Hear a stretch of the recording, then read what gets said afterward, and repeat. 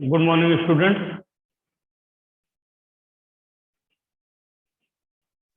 Good morning, sir. Good morning sir. मेरी आवाज आ रही है आप लोगों को? Yes Yes, sir. sir. Sir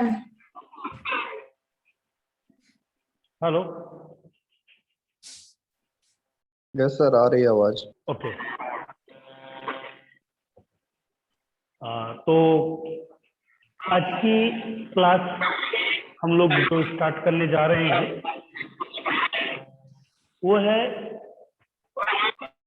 संयुक्त रूप से हम 3 क्लासें एक साथ इसको मैनेज कर रहे हैं। पहली तो 3 MSc दूसरी क्लास हमारी है 5 BCA और तीसरी क्लास इसमें हम लोगों की है 3 BCom। तो बेसिकली जो सब्जेक्ट है, जैसे 3 MSc में इस सब्जेक्ट का नाम जो है वो है वेब टेक्नोलॉजी। इसी सब्जेक्ट को जब हम 5 BCA में पहुंचते हैं या 5 BCA की क्लास के साथ इंटरसेप्ट करते हैं तो इसको वेब डेवलपमेंट विथ PHP के नाम से जाना जाता है। और जब इसी सब्जेक्ट को हम लोग 3 BCom में जाते हैं तो वहां पर इसका नाम हो जाता है प्योर PHP। तो बात ये आती है कि आखिरकार ये तीनों सब्जेक्ट तीनों अलग अलग क्लासें हैं, ये कंबाइंड सब्जेक्ट है, तो कैसे कुछ भी सिलेबस में थोड़ा बहुत तो अंतर है, इसमें कोई शक नहीं है। तो जैसे कि 3 BCom है वहां सिर्फ PHP के नाम से है। फिर थोड़ा सा ऊपर जब जाते हैं तो 5 BCA में वहां पे वेब डेवलपमेंट विथ PHP के नाम से है। और जब हम 3 MSc CS पे जाते हैं तो वहां पर इसको वेब डेवलपमेंट के नाम से जानते हैं, सॉरी वेब टेक्नोलॉजी के नाम से जानते हैं। ठीक है। तो जो MSc का सिलेबस है उसमें HTML, जावास्क्रिप्ट, CSS और इसके बाद PHP है। 5 BCA के सिलेबस पे PHP है, थोड़ा सा HTML का इंट्रोडक्टरी पार्ट है, थोड़ा सा CSS का जस्ट इंट्रोडक्टरी पार्ट। और जब 3 BCom में हम जब पहुंचते हैं तो वहां पर तो प्योर PHP है, ना तो HTML है उसमें और ना ही उसमें CSS। तो मैंने जो डिसाइड किया है, मैं इसको 3 MSc CS के सिलेबस के अकॉर्डिंग इस सब्जेक्ट को डिस्कस करूंगा कि हम सबसे पहले HTML स्टार्ट करेंगे। हाँ, मुझे मालूम है 5 BCA वाले बच्चे ऑलरेडी HTML पढ़ चुके हैं, तो उनको लग रहा होगा कि नहीं सर ये हम क्या करेंगे HTML पढ़ के। फिर दूसरी चीज, उन लोगों ने CSS भी 5 BCA वालों ने पढ़ा होगा। तीसरा, उन लोगों ने जावा स्क्रिप्ट भी पढ़ लिया होगा। तो चलिए आप लोगों का रिवीजन हो जाएगा और जो इनका है 3 MSc CS और 3 BCom आपके साथ ये सीख लेंगे। ठीक है। तो किसी को कोई प्रॉब्लम तो नहीं है, मैं क्लास स्टार्ट करूं? यदि किसी को कोई क्वेश्चन हो, कुछ प्रॉब्लम हो कि सर हमको ये प्रॉब्लम है तो बताएं, नहीं तो मैं क्लास स्टार्ट करूं। No, sir. Okay, no problem. खासकर 5 BCA।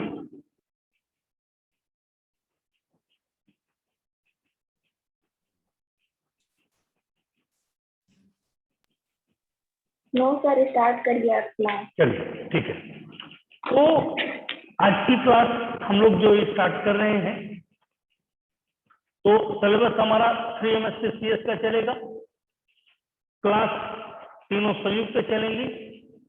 जिस दिन मैं आपसे कह दूं कि सिलेबस मैच कर लीजिए किसका कहाँ रह गया, उस दिन आप, क्योंकि अभी आपको 5 BCA अपना सिलेबस देखेंगे, 3 BCom अपना सिलेबस देखेगा। 3 MSc CS के साथ तो कोई प्रॉब्लम नहीं, क्योंकि उनकी फर्स्ट यूनिट नहीं, second unit start, first unit उनकी पूरी थ्योरेटिकल है। ठीक है। तो सिलेबस वगैरह देखने की भी आवश्यकता नहीं, अभी सिर्फ क्लास पढ़ने की आवश्यकता है। तो आज हम लोगों की ऑनलाइन 3 दिन हम लोगों की ऑनलाइन क्लास रहेगी, ठीक है, और 3 दिन हम लोगों की ऑफलाइन क्लास रहेगी। तो आज कल हम लोग ऑफलाइन मिलेंगे, आज हम लोग ऑनलाइन स्टार्ट कर रहे हैं क्लास को।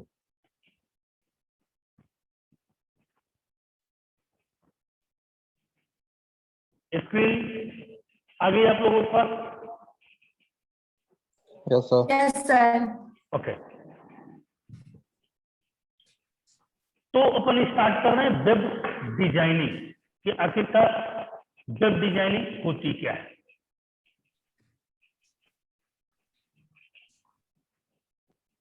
जब हम किसी वेबसाइट को बनाते हैं, कोई भी वेबसाइट जब हम बनाते हैं या उसे अपडेट करते हैं या फिर प्लान करते हैं कि हम वेब डिजाइनिंग या वेबसाइट कैसे बनाएंगे, तो सबसे पहली बात आती है कि आखिरकार वेबसाइट होता क्या है।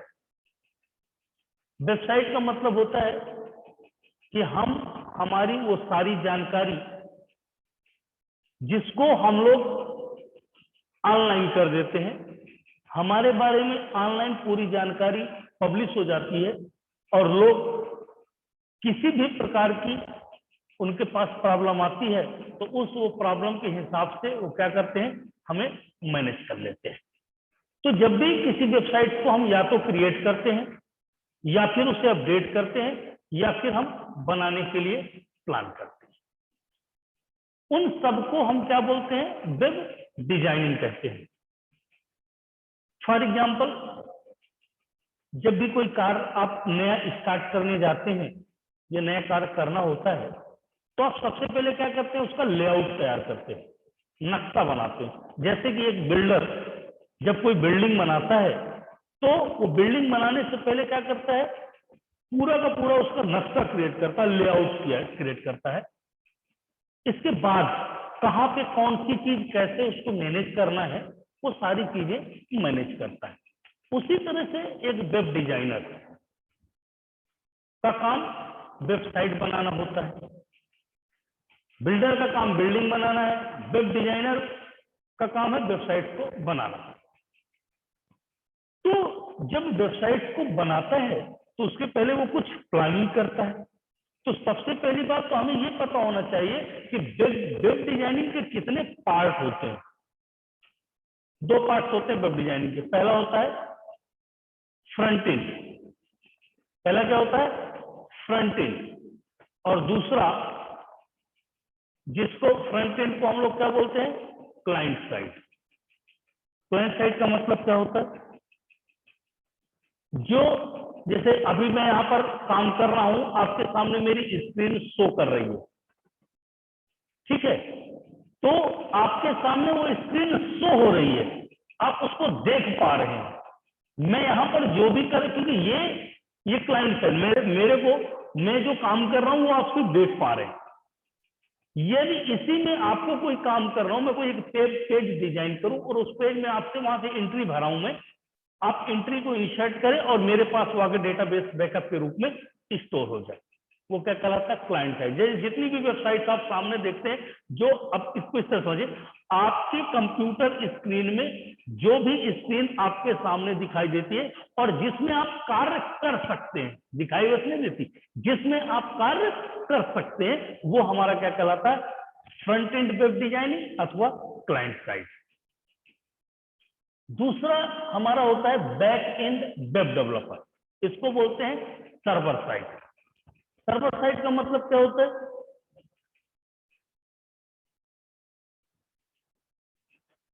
आपने कोई भी डेटा वहां से इंसर्ट किया, कोई भी डेटा आपने वहां से रखा और वो डेटा मेरे पास, मैंने उसको हैंडल किया, या उस डेटा को कैसे हैंडल किया जाएगा, ये हमारा किसके अंतर्गत आता है, बैकएंड अथवा web develop server side web developer.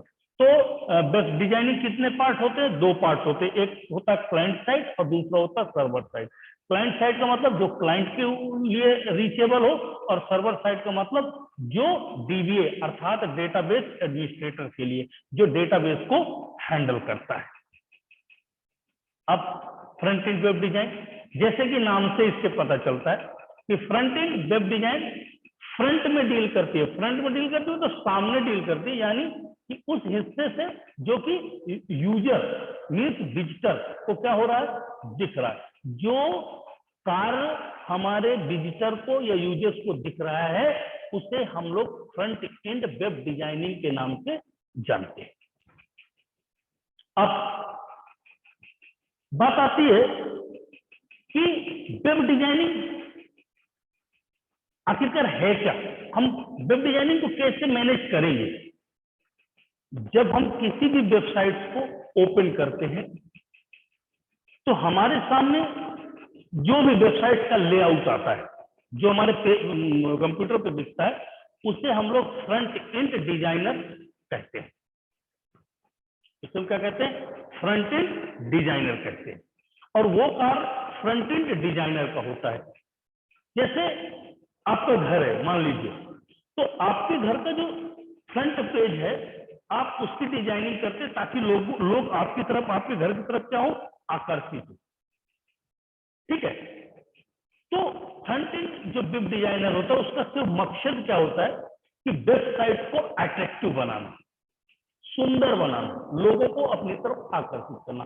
कभी कभी हम लोग कंप्यूटर पे बैठते हैं और हमने कोई वेबसाइट खोला तो अचानक से हमारे अरे वाह क्या जबरदस्त वेबसाइट है, या क्या ऐसा अच्छा लुक आउट है, क्या कलर कॉम्बिनेशन है। ठीक है, तो ये क्या होता है, फ्रंट एंड वेब डिजाइनर का काम होता है कि जितनी सुंदर वेबसाइट होगी उतना ही लोग उसकी तरफ अट्रैक्ट। वेब डिजाइनिंग के द्वारा या वेब डिजाइनिंग के दौरान हमें यह ध्यान रखना होता है कि कौन सी चीज कहां से जुड़ी है जो हमारे वेबसाइट पर आने वाले विजिटर को कोई दिक्कत ना हो। जैसे आइए देखिए मैं बताता हूं, मान लीजिए आपने ये एक पेज है आपका, ठीक है। अब इस पेज में मूलतः क्या होता है, ये आपका हेडर पार्ट होता है, ठीक है, और ये आपका क्या होता है, फूटर पार्ट होता है। ये साइड बार होता है, ठीक, और ये आपका क्या होता है, कंटेंट एरिया होता है, जहां पर आप अपने वेबसाइट से रिलेटेड कंटेंट लिखते हैं। अब इसमें भी हेडर में क्या करते हैं आप, एक तरफ अपनी कंपनी का नाम या लोगो जो भी चीजें हैं, फिर इसके बाद एक मेनू पार्ट रखते हैं। मेनू पार्ट का मतलब क्या होता है, जो भी आप मेनू रखना चाहें, ठीक है। यहां पर आप अपने से रिलेटेड, अपनी कंपनी या अपने वेबसाइट से रिलेटेड कॉपीराइट किसने डेवलप किया, कब इस्टेब्लिश हुआ, ठीक है, इसके अधिकार किसके पास एंड सो ऑन। और ये जो एरिया होता है साइड बार, ठीक है, इसमें क्या होता है, आप वो मेनू रखते हैं जो आपको यहाँ के सब मेनू आप यहाँ नहीं जाना चाहते, मेन मेनू में नहीं जाना चाहते, या फिर कोई भी अपडेशन, क्विक मेनू बार भी इसी को कुछ लोग बोलते हैं, ठीक है। तो क्विक मेनू बार आप बना लेते हैं और यहाँ पर कुछ लोग क्या करते हैं, एक राइट साइड कर देते हैं और इसको अपडेट मेनू बना देते हैं। तो ये वेबसाइट का पेज है। अब इस वेबसाइट को डिजाइन करना किसका काम है, web designer, front end web designer का। कहां कौन सा कंटेंट रखा जाएगा, किसका कौन सा कलर होगा जो लोगों को अपनी तरफ आकर्षित करे। तो ये इस तरह से एक वेब पेज को डिजाइन किया जाता है।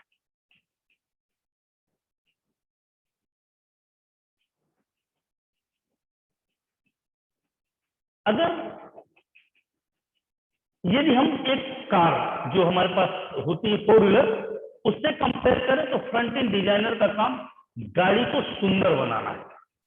जो आपकी 4 व्हीलर होती है उसको कितना, जैसे देखिए जब बेसिकली आप गाड़ी कंपनी से लेके आते हैं उस समय, और जब गाड़ी आप डिजाइनर के पास लेके जाते हैं, जो डेकोरेटर होते हैं, जब उसके पास लेके जाते हैं, तो डेकोरेटर का काम क्या होता है, उसको गाड़ी के इंजन से कोई मतलब नहीं होता, कि गाड़ी का इंजन कैसा है, बैटरी कैसे काम करे, उससे उसका कोई लेना देना, उसका सिर्फ पहले मेरा सामने look, seat belt, sorry seats में जो मैं पर्दे या गाड़ी में जो पर्दे लग रहे हैं, सीट में सीट बेल्ट, जो भी चीजें, सारी चीजें, फुटर्स जो लग रहे हैं, मैट बिछाई जा रही है, या जो भी साउंड्स वगैरह है, वो सारी चीजों पर ध्यान देता है वो, कि ताकि लोगों को बैठते समय आरामदायक हो। गाड़ी का इंजन क्या है, गाड़ी की बैटरी क्या है, कितने, उससे उसको कोई लेना देना नहीं होता, क्योंकि वो किसका काम होता है, वो जो बैक एंड डेवलपर्स होते हैं वो उसका काम होता है। अब यहां पर back and web developer website के दिमाग को बनाता है। जैसे कि वेबसाइट पर यदि कोई फॉर्म भरेगा तो वो किसके पास पहुंचना चाहिए, कोई आईडी पासवर्ड डालता है तो कौन सी प्रोफाइल खुलनी चाहिए, ऐसी चीजें। देखिए वेब डेवलपर क्या होता है, वेबसाइट के दिमाग को क्रिएट करता है। वेबसाइट में मान लीजिए कोई फॉर्म आपने सबमिट किया, तो वो फॉर्म लौट कर कहाँ स्टोर होगा, क्योंकि इन फ्यूचर आपने मान लीजिए अपना रजिस्ट्रेशन किया और उस रजिस्ट्रेशन के अनुसार आप क्या करने वाले, उस रजिस्ट्रेशन के अकॉर्डिंग आप अपने आप को जब भी इन फ्यूचर उसे एक्सेस करना चाहेंगे तो आप आसानी से उसे एक्सेस कर सकें। बैकएंड डेवलपर का काम विजिटर को नहीं दिखता। देखिए जो बैकएंड डेवलपर्स होते हैं, जिनको अपन डीबीए डेटाबेस एडमिनिस्ट्रेटर कहते हैं, उनका काम किसी को दिखता नहीं, क्योंकि जब तक वेबसाइट का बैकएंड तैयार नहीं होगा तो वेबसाइट अट्रैक्टिव हो सकती है लेकिन काम की नहीं हो सकती, क्योंकि डेटा स्टोर कहाँ होगा। सबसे महत्वपूर्ण होता है डेटा को स्टोर करना। एक अच्छा वेब डिजाइनर बनने के लिए फ्रंट एंड वेब डिजाइन और बैक एंड वेब डेवलपमेंट दोनों की जानकारी होनी चाहिए। और फाइनली ये है, यदि आपको एक अच्छा वेब डिजाइनर बनना है, आज की डेट में वेब डिजाइनर, क्योंकि वेबसाइट डेवलपमेंट का काम इतना जोरों शोरों से चल रहा है और क्योंकि सस्ती भी पड़ती है, लेकिन बशर्ते यह है कि डेवलप करना आना चाहिए। तो उसके लिए आपको फ्रंट एंड डिजाइनर और बैक एंड डिजाइनर दोनों होना आवश्यक है।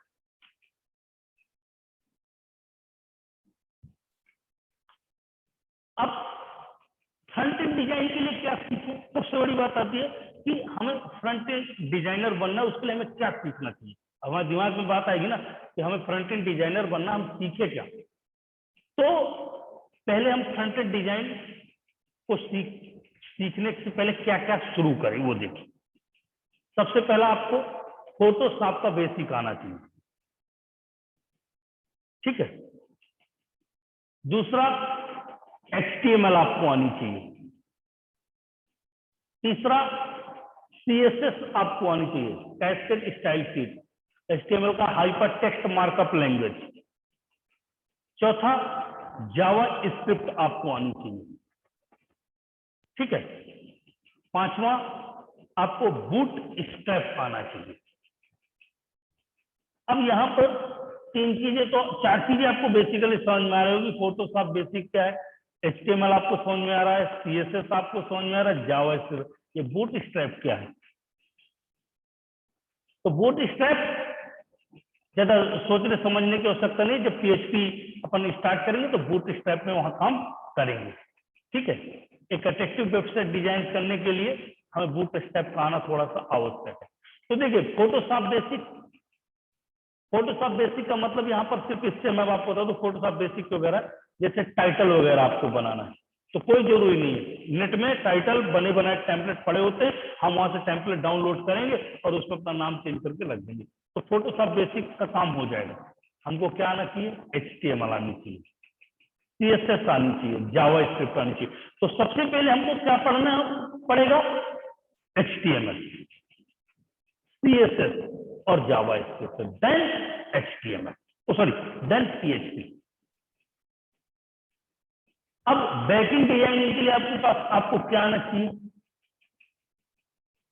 तो HTML, CSS और JS मतलब जावा स्क्रिप्ट हम क्या कर सकते हैं, स्टैटिक वेबसाइट बना सकते हैं। स्टैटिक वेबसाइट का मतलब सिर्फ दिखेगी अट्रैक्टिव, लेकिन उससे बैक एंड में कोई काम नहीं होगा। इसमें हम डेटाबेस की एंट्री, लॉगिन, रजिस्टर जैसे फीचर नहीं बना सकते। क्यों? तो जब तक बैक एंड सपोर्ट नहीं होगा तो हम कैसे इसको मैनेज कर सकते हैं। तो हमारे को क्या आना चाहिए, बैक एंड के लिए PHP आनी चाहिए, जावा आनी चाहिए, डेटाबेस आनी चाहिए, कोई भी डेटाबेस, पाइथन आनी चाहिए एंड जावा स्क्रिप्ट आनी चाहिए। ठीक है, ये बैक एंड में काम करने के लिए तो हम क्या करने वाले हैं, हम PHP सीखने वाले बैक एंड के लिए। जो बूटस्ट्रैप से ना, तो बूटस्ट्रैप से PHP को कैसे इंटरेक्ट करेंगे वो हम सीखने वाले हैं। तो हम देखिए क्या क्या सीखेंगे, HTML सीखेंगे, CSS सीखेंगे, जावा स्क्रिप्ट सीखेंगे और PHP सीखेंगे। तो हम फ्रंट एंड भी सीखने वाले हैं और बैक एंड भी सीखने वाले हैं। ओके, तो देखिए फ्रंट एंड में क्या क्या है आपके पास, HTML है, CSS है, जावा स्क्रिप्ट है, jQuery है, एंगुलर JS है। ठीक है, बैक एंड में आपके पास क्या क्या है, PHP है, जावा है, पाइथन है, JS है और SQL है। तो हम जो वेब डिजाइनिंग का हमारा कार्य होगा, वो वेब डिजाइनिंग का कार्य बिना इनके कंप्लीट नहीं होगा। ठीक है, तो हम लोग बेसिकली जो स्टार्ट कर रहे हैं वो HTML सबसे पहले स्टार्ट करेंगे। ठीक है, कि HTML क्या होता है, HTML कैसे कार्य करता है, HTML में आगे हम लोग उसको कैसे मैनेज कर सकते हैं। ओके, तो स्टार्ट किया जाए HTML।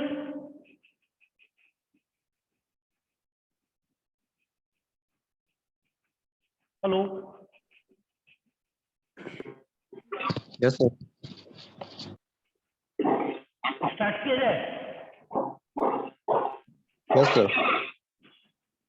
Yes, sir. चलिए, तो HTML देखिए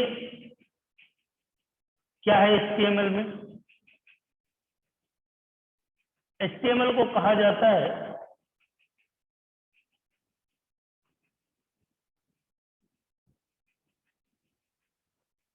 HTML is the mother tongue of browser।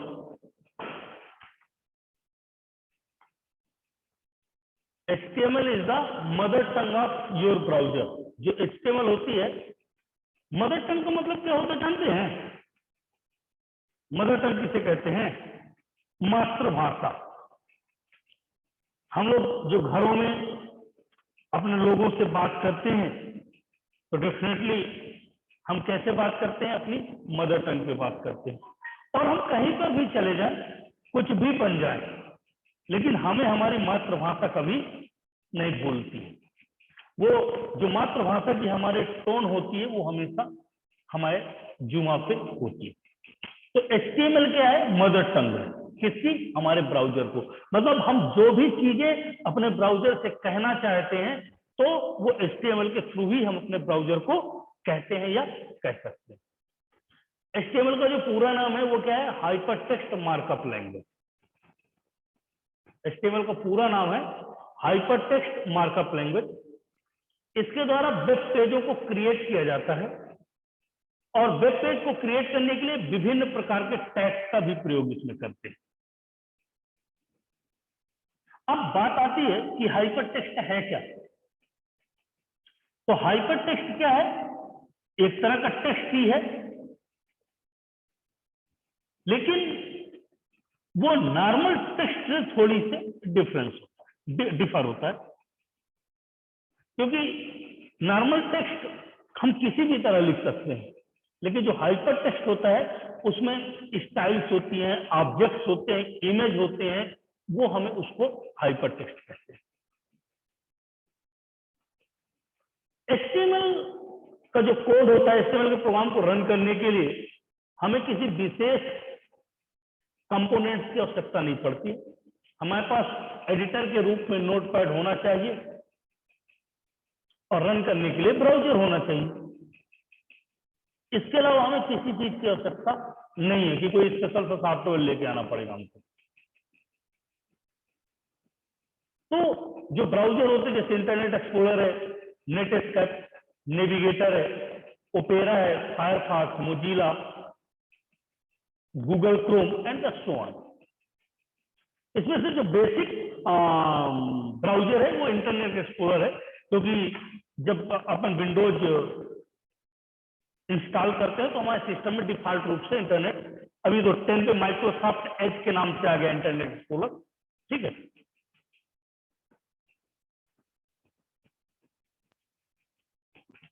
जब भी HTML की बात की जाती है तो हमारे दिमाग में एक ही बात आती है कि टैग।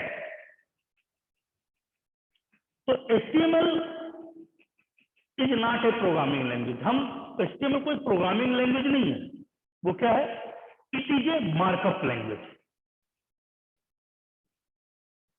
HTML कोई प्रोग्रामिंग लैंग्वेज नहीं है, ये क्या है? एक प्रकार की मार्कअप लैंग्वेज है। और इसका जो प्रयोग किया जाता है वो हाइपरटेक्स्ट डॉक्यूमेंट्स को क्रिएट करने के लिए किया जाता है, और वो जो हाइपरटेक्स्ट डॉक्यूमेंट्स होता है वो प्लेटफॉर्म इंडिपेंडेंट होता है, ठीक है। अब देखिए HTML कैसे काम करती है। ये एलिमेंट जो टैग है, ये एक ओपनिंग टैग है और ये क्लोजिंग टैग है, ठीक है। और ये एलिमेंट्स, मतलब इसमें जो टैग पाए जाते हैं वो दो तरह से पाए जाते हैं। कैसे? आइए देखते हैं। इसमें तीन चीजें महत्वपूर्ण होती है टैग में: एलिमेंट, टैग और टेक्स्ट। एलिमेंट क्या होता है? HTML टैग से मिलकर बनता है, और एंकल ब्रैकेट के बीच में जो शब्द या अक्षर लिखा जाता है उसे HTML टैग कहते हैं। ये दो प्रकार के होते हैं। कौन कौन से?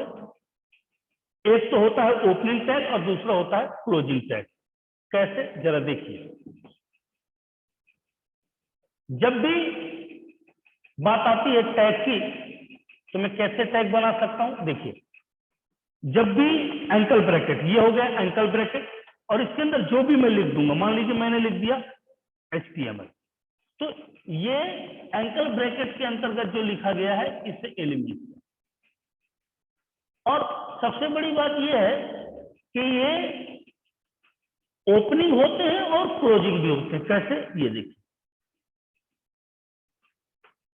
अगर इसकी ओपनिंग हुई है तो इसकी क्लोजिंग भी होगी, तो ये ओपनिंग टैग कहलाएगा और ये इसका क्लोजिंग टैग कहलाएगा,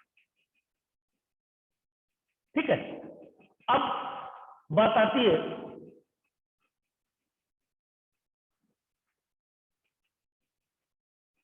जो सबसे लास्ट भाग होता है वो कहां लिखा जाता है? HTML टैग के बीच में। अगर HTML के डेवलपमेंट की बात करें तो 90 के दशक में इसका डेवलपमेंट हुआ था, और ये लगातार डेवलप होने वाली लैंग्वेज है, मतलब बीच में इसमें रुकावट नहीं आई।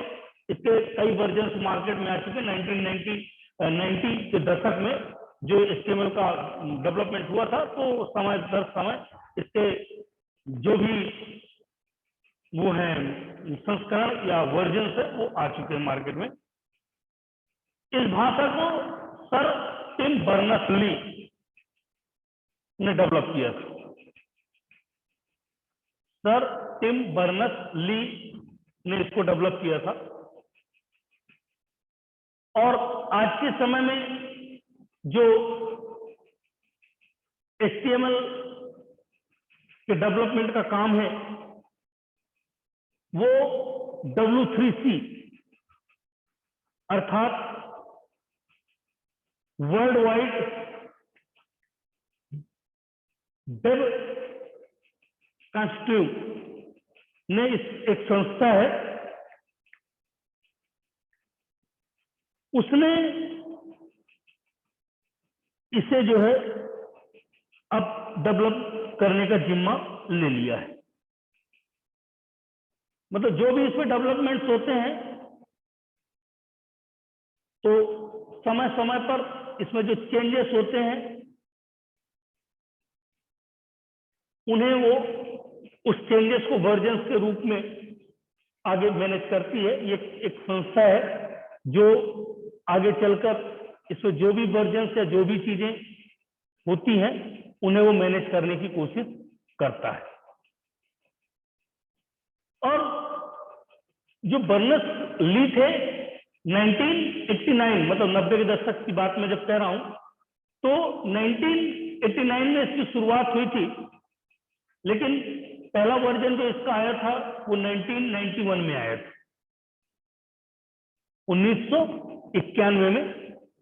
और फाइनली ये जावा के साथ ही इसका डेवलपमेंट हुआ है। HTML का जो सबसे पहला वर्जन 1991 में, और इसका जो एक्चुअल HTML का वर्जन आया वो 1995 में, जो कार्य करने में बहुत ही फ्रेंडली था, वो दूसरा वर्जन था। तीसरा वर्जन इसका आया है 1999 में 4.0 के नाम से, और इसके बाद HTML को XHTML के नाम से जो एक वर्जन आया था वो 2000 में था, जिसमें XML जोड़ा गया थोड़ा सा। और सबसे जो लेटेस्ट वर्जन इस समय HTML का चल रहा है वो 2014 में आया है, HTML5 करके। और वो तो आते ही मार्केट में बूम मचा दिया है, क्योंकि उसमें इतनी सारी सुविधाएं मिल रही हैं जो आज अन्य लैंग्वेजेस हमको प्रोवाइड कर रहे हैं। वो HTML5 भी अब हमको डेटाबेस बैकअप वगैरह की भी सुविधा ये प्रोवाइड कर रहा है। तो HTML के कोड्स को लिखने के लिए हमें कोई बाहर के टूल्स, मैंने पहले बताया, सिर्फ हमको नोटपैड चाहिए लिखने के लिए और रन करने के लिए ब्राउजर की आवश्यकता पड़ती है। ठीक है, अब इसमें जो वेब ब्राउजर है, कोई भी वेब ब्राउजर, जो जिस वेब ब्राउजर के ऊपर आप इसको रन करना चाहें तो रन कर सकते हैं। कुछ भी अलग से इसमें नहीं रखना है आपको, आप उन्हीं वेब ब्राउजर के साथ इसको काम कर सकते हैं। तो कल की क्लास जब आप कॉलेज आएंगे तो मैं HTML के टैग्स के बारे में डिस्कशन करूंगा कि HTML के टैग्स क्या होते हैं, कौन कौन से बड़े महत्वपूर्ण टैग्स होते हैं, HTML के पेज के लिए बेसिक कौन कौन से टैग की आवश्यकता पड़ती है, और एक सिंपल सा प्रोग्राम कम से कम हम लोग कल HTML का देखेंगे कि कैसे HTML रन करता है। एक तो ये, दूसरा ये कि आप लोगों को भी थोड़ा सा इस पे काम करना पड़ेगा, क्योंकि बेसिकली अगर आप सिर्फ ये उम्मीद रखें कि मैं सारे काम आपको करवा दूंगा तो वो पॉसिबल नहीं है। तो आपको भी थोड़ा सा खुद से मेहनत करनी पड़ेगी, और मैं तो करा ही रहा हूं। ठीक है, तो आज के लिए इतना ही काफी है। अब यदि किसी को कोई प्रॉब्लम हो तो मुझसे पूछ ले, नहीं तो अपन नेक्स्ट क्लास जो भी होगी उस पर अपन मिलेंगे। है क्या किसी को problem? No, sir. Okay, thank you.